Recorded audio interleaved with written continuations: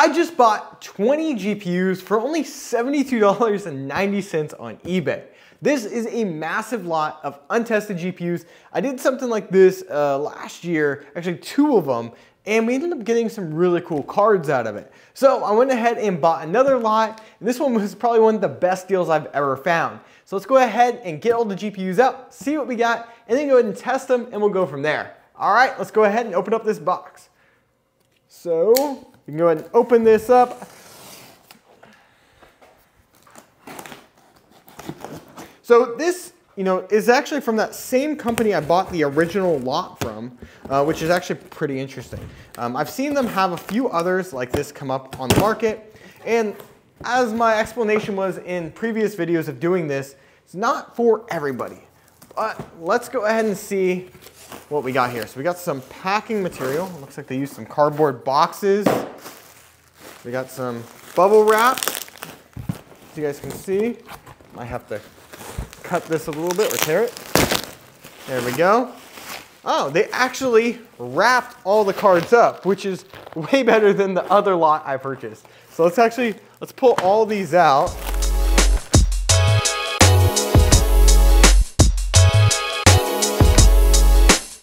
All right, that's everything. So let's see if we actually got 20. So we got 2, 3, and then we got 4, so that's 7, 8, 9, 10, 11, 12, and then we got another 4 there, so that's 16. And yeah, we got exactly 20 GPUs here. So let's actually start tearing some of these open. They're all wrapped, which I actually appreciate them doing this time. So if we open this up, see, a lot of tape, probably more than there needs to be. This is actually a fairly newer card. Let's see if we can figure out what these are. GVU N105. I think this might be a 1050 actually. That's a fairly modern card. And this is actually a nice card because it doesn't have any additional power for it. So we'll go ahead and verify what card that is. Let's keep on going. So the next card, this one's definitely much older. We're gonna have to cut this one open. But if we look at it, this is very old. This is an old MSI card. This is before the logo change and everything. Wow. This is an RX 3800 series card. This thing is with a red PCB. That is definitely an old card right there. We got another old one. This is looks like an old NVIDIA Quadro card from the looks of it. We'll open this one up.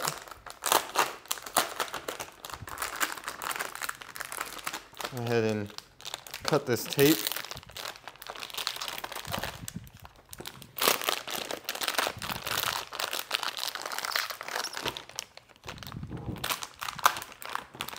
So much of this we're gonna have to cut through when we can't. Yeah, so it's an old Quadro.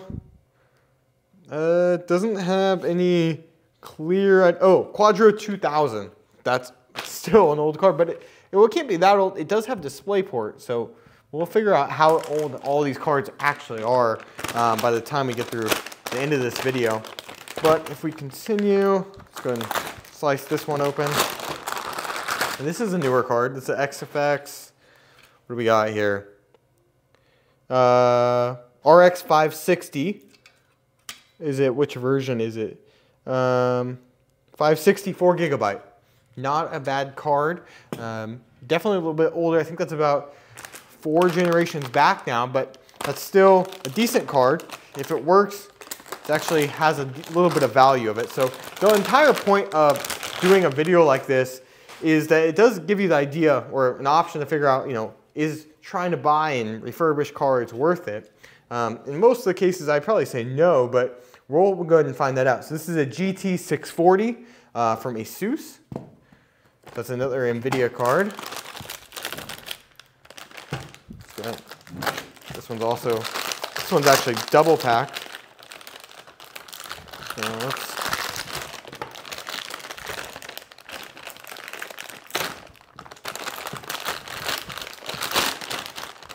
this is an old card too.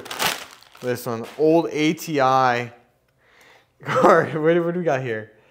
It's a, this is really old. So this is a 1950 XTX PCIe card, 512 megs of RAM. Wow. This is another ancient card. We'll put that over here. Let's grab another one. This one is one that kind of popped off to me when I was looking through the cards, because this is an old card, but it's old, but it actually has a back plate. I felt it when I was pulling out of the box. I was like, what is this? Is it a second card in here? But it looks like it's additional cooling. This right here actually has the plastic peel still on it. Original. This is an EVGA GeForce 9600 GSO, and it's got a rear heatsink on it as well, which is actually really interesting.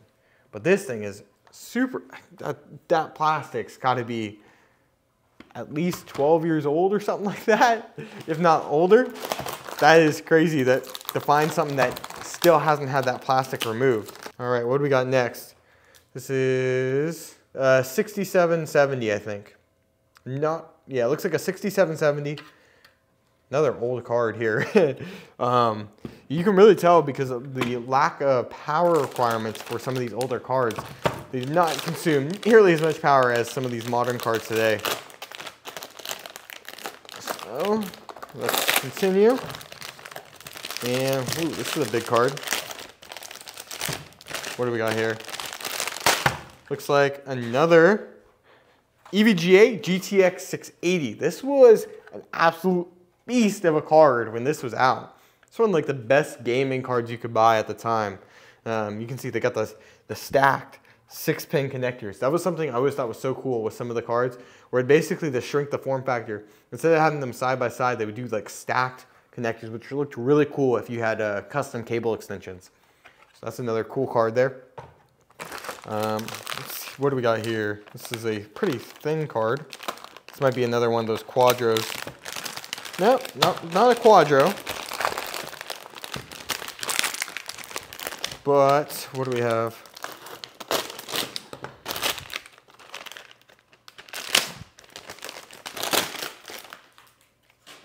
You got an XFX GeForce 8800 GT. So this has got to be pretty old because XFX isn't a partner with NVIDIA anymore. So this is definitely shows its age just from that. And this card's pretty dirty. This thing is disgusting inside. I'll make sure I get you guys some B-roll of that. That thing is gross. We'll continue on. This looks like a gigabyte card. Another pretty low profile card, it looks like. These are like, some of these cards are like the size of what a lot of like add-in cards are these days for like, you know, like the PCIe Gen 5 cards for multiple NVMe SSDs. That's what the sizes of these are. So, ooh, this is a passive card. Yeah, Silent Pipe 2. This is a gigabyte. I might have to look this one up. It's not clearly identified. Don't recognize the part number, but it's probably an NVIDIA card if I had to guess. But look at this. This is a really early passive design for a GPU. So it was just a single heat pipe, it looks like. Big kind of like heat sink. And you would just, you know, basically use your ambient cooling, you know, the cooling from all your fans around to basically keep that nice and running cool. So we'll see if that card actually turns on when we test all these out. That'll be pretty cool to actually see how well that performs. Got another thin card here. Oh, looks like we got another Quadro. And this is a Quadro K2000. Another pretty old card. This is a PNY edition, I believe. Yeah, PNY GeForce Quadro K2000.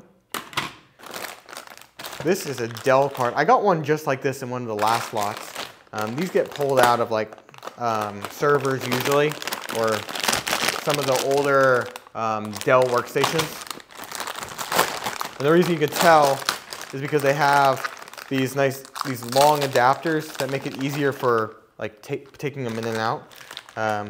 So you don't really see this style very much anymore, at least on the consumer side. But if we pull this out, this is another NVIDIA Dell card. There's some kind of sticker that was on this previously, but it doesn't say what it is exactly. I'll definitely have to look that one up, but this thing is also pretty disgusting. Pretty old card right there. Keep going. Looks like we got about 10 more of these, or a little less than 10. They wrapped some of these so tight. This is another Quadro.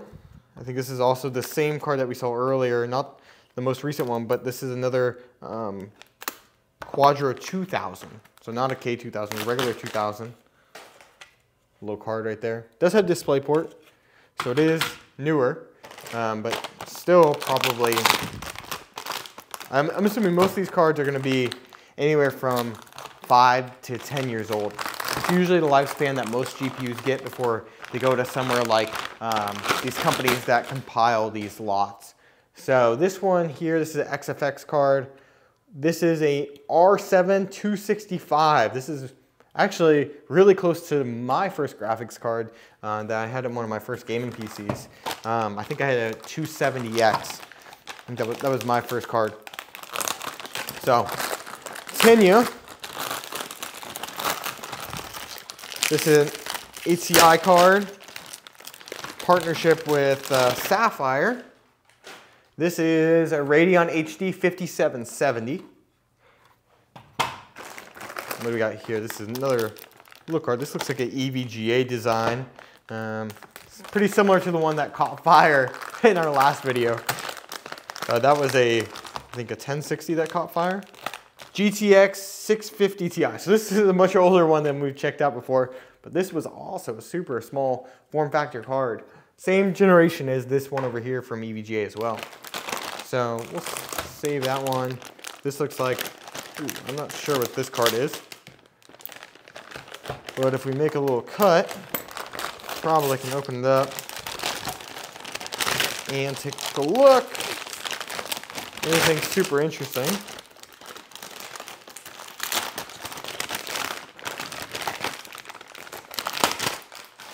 What is this? Sparkle. I don't think I've ever heard of Sparkle. Let me see. Oh, this is old. This is an NVIDIA card, GTX 560 Ti. So even older. But yeah, this is really old. I don't know who Sparkle was. I'm not sure if that was a manufacturer or if that was just the name of the cooler.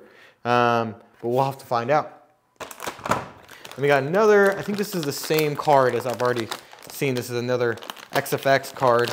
Looks like it's the same as that one. But let's see. Might just be the same cooler. Ah, look, we got another peel that has not been removed. It's a pretty gross one there. This is also RX 560. That is crazy that has not been removed. And now we got our last card here. So let's go ahead and cut this open and see what we got.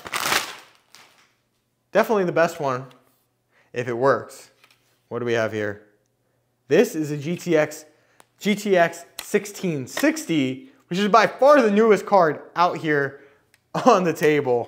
But that is basically all the cards that we ended up getting here from our massive lot. For only $72, even if these cards don't all work, we only need like a couple of these to work to get our value back. So let's go ahead, test all of them out, see which ones will boot, see which ones won't boot. We'll go ahead and dive in, see if we find anything super interesting about these cards, and then we'll go ahead and come back and give you kind of a full analysis of what we think about, buying these lots, if it makes sense, as well as, where we are with, doing this again in the future. So let's go ahead and dive into that.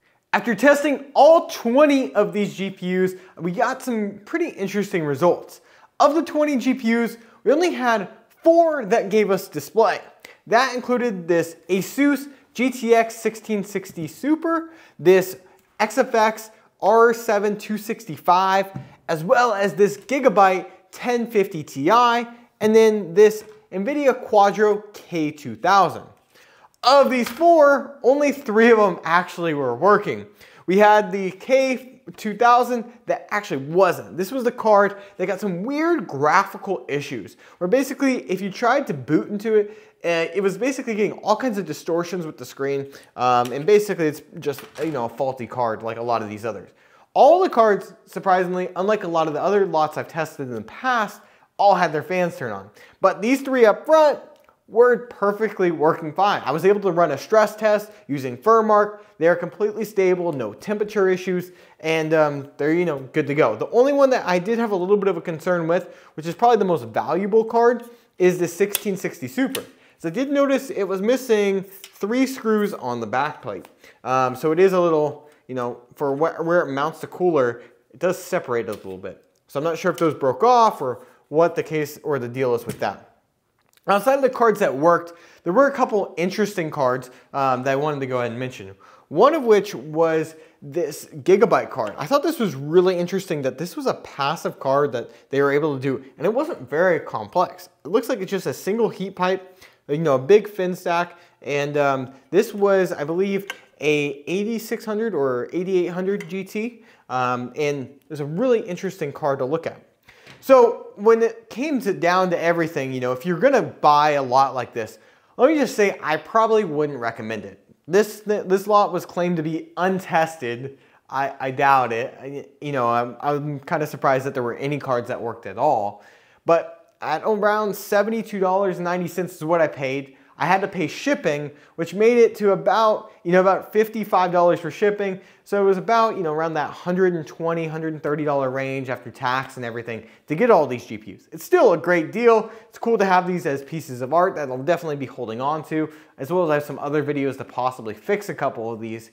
But when it came to the value long term, you know, if I were to sell these cards based on what they're selling for now, I would make a profit. But I got pretty lucky because the most expensive cards ended up working. Like this GTX 1660 Super, this is about, I believe, $150 card or so. You know, the 1050 Ti is around, I believe, around 100 or so. And then, you know, this card, the R7, you know, 265, isn't really worth all that much. Maybe $35, if not, you know, even less, just depending on how fast you're trying to move it, because it's not in great condition. You know, everything else isn't really worth a lot of value. So I did make a profit on this if I were going to sell everything. But, you know, it's a high risk if you're going to do something like this. If you're doing it for fun or you want to try to repair some GPUs, it may be worth it for you guys in that situation. But for someone like me, where I'm making the video out of it, it does work, and it's also kind of fun just to see exactly some of the older technology that, you know, that we're no longer, you know, using these days, especially because some of the designs here probably will never be used again. So anyways, I hope you guys enjoyed this video. If you did, make sure you give this video a like and subscribe for more content like this, and I'll see you guys in the next one.